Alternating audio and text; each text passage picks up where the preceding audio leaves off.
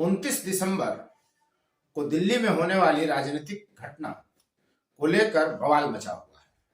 तरह तरह की चर्चाएं हैं और ये मानकर चला जा रहा है, मीडिया रिपोर्ट में दावा किया जा रहा है कि ललन सिंह जदयू के राष्ट्रीय अध्यक्ष नहीं रहेंगे। सवाल यह उठता है कि यदि ललन सिंह राष्ट्रीय अध्यक्ष नहीं तो फिर कौन? हम 3 चेहरों की बात करेंगे कि वे 3 चेहरे कौन हो सकते हैं जो जदयू के अगले राष्ट्रीय अध्यक्ष होंगे और इन तीनों के चयन का कारण क्या क्या होगा। आप देख रहे हैं फोर्थ व्यूज और मैं उपेंद्र कश्यप। बेबाक, बारीक और तटस्थ राजनीतिक विश्लेषण के लिए यह मंच है और आपका प्यार काफी मिल रहा है। बस एक निवेदन और हम आपसे कर रहे हैं कि चैनल को सब्सक्राइब जरूर करिए, शेयर, लाइक, कमेंट करते रहें। सवाल यह उठता है कि यदि राजनीति में हो जाना में आसमान जमीन का अंतर होता है, क्या होगा कोई कह नहीं सकता। कब किस बात पर सहमति बन जाए और कब किस बात पर असहमति बन जाए, कब कौन सी विचारधारा ठीक लगे और कब कौन सी विचारधारा के खिलाफ बोला जाए, यह कोई पहले से तय नहीं कर सकता। लेकिन जिस तरह की मीडिया रिपोर्ट में चर्चा है कि ललन सिंह नाराज हैं, नीतीश कुमार इंडी गठबंधन की घटनाओं से नाराज हैं, दोनों में पट नहीं रहा है, ललन सिंह चुनाव लड़ना चाह रहे हैं, संसदीय चुनाव मुंगेर से, इसलिए वे वहां जाकर तैयारी करना चाहते हैं, वो पार्टी की जिम्मेदारी लेना नहीं चाहते हैं। दूसरी तरफ यह बात भी मीडिया रिपोर्ट में ही कही जा रही है कि ललन सिंह लालू प्रसाद यादव से मिले हुए हैं, उप मुख्यमंत्री तेजस्वी यादव को मुख्यमंत्री बनवाने में लगे हुए हैं, कभी भी पलटी मार सकते हैं, वो लालू की तरफ जा सकते हैं, इसलिए नीतीश उनसे नाराज हैं। लेकिन जब नीतीश नाराज होते हैं तो किसी के साथ उसके घर तक नहीं जाते, वो तो बात करना तक छोड़ देते हैं। नीतीश कुमार, उनकी यही परिपाटी रही है कि जिससे नाराजगी उससे बातचीत बंद। लेकिन ललन सिंह उनके घर जाते हैं और वो उनके घर छोड़ने जाते हैं।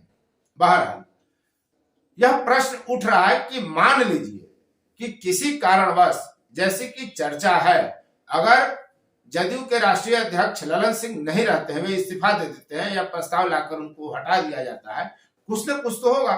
जब बैठक है राष्ट्रीय कार्यकारिणी की तो कुछ न कुछ तो होगा, तय है। चाहे ललन सिंह बरकरार रहे या ललन सिंह हटा दिए जाए। ललन सिंह हटा दिए जाएंगे तो फिर एक प्रक्रिया आगे बढ़ेगी कि तो फिर बनेगा कौन, तो हम होगा कौन, इसी पर चर्चा करते हैं। देखिए, बिहार में पूरी तरह स्पष्ट है कि यहाँ की राजनीति जाति आधारित ही होगी, चाहे उसकी परिधि का रंग, रूप, स्वरूप जैसा भी हो, वो चाहे जितना उबड़ खाबड़ हो, चाहे जिस रंग में अधिक पुता हुआ हो, लेकिन यह तय है कि जाति केंद्र बिंदु रहेगी।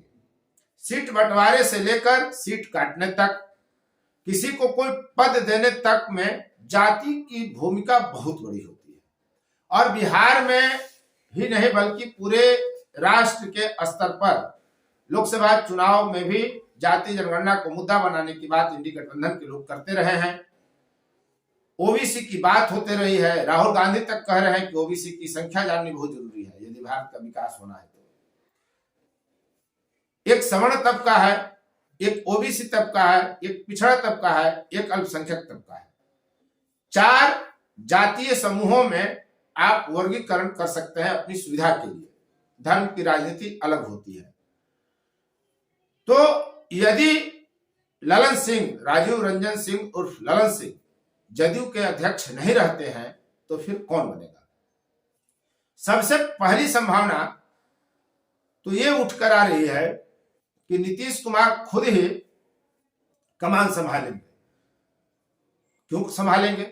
वो कुर्मी जाति के हैं, मतलब एक भूमिहार से अगर सत्ता जाए तो वो कुर्मी अपने हाथ में वो सत्ता लेना चाहेंगे ताकि पार्टी पर पकड़ मजबूत हो। ऐसी ही खबरें आ रही हैं कि पार्टी पर पकड़ मजबूत बनाए रखने के लिए नीतीश कुमार अध्यक्ष बन सकते हैं, फिर से कमान पार्टी का संभाल सकते हैं ताकि कोई उनको दगा न दे सके, कोई उनको कमजोर न कर सके। ये इसमें वो माहिर हैं और समझौता नहीं करते हैं। कोई उनको कमजोर करे ये उनको बर्दाश्त नहीं। और उनका बयान भी आया कि कोई अन्य उन्हें है जी, आए सब साथी न है, तो इस तरह की उनकी बात होती है। कोई अन्य उन्हें चल जाएगा, तो वो संकेत दे रहे हैं कि पार्टी पर उनकी पकड़ है और कोई एने ओने जाने के प्रयास में है, तो हो सकता है कि नीतीश कुमार पार्टी की कमान खुद संभाल ले। यदि नीतीश कुमार भी पार्टी के राष्ट्रीय अध्यक्ष नहीं बनते हैं तो क्या होगा, कौन बनेगा?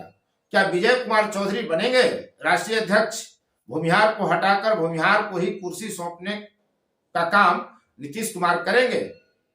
पहले बिहार में भूमिहारों की ताकत और सवर्णों की ताकत को समझिए। बिहार में जो भूमिहार, राजपूत, लाला, ब्राह्मण और मुस्लिम समुदाय के शेख, सैयद, पठान जो सवर्ण जातियां हैं, सबकी कुल जमा पूंजी 15.52% आबादी है। और व्यक्तिगत तौर पे यदि भूमिहार जाति की जनसंख्या आप देखें तो बिहार में उसकी क्षमता मात्र 2.86%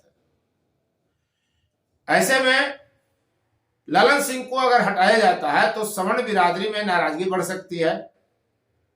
क्या भूमिहार समाज पूरी तरह छिटक सकता है? इस संभावना को टटोलते हुए क्या नीतीश कुमार विजय कुमार चौधरी को राष्ट्रीय अध्यक्ष बना सकते हैं?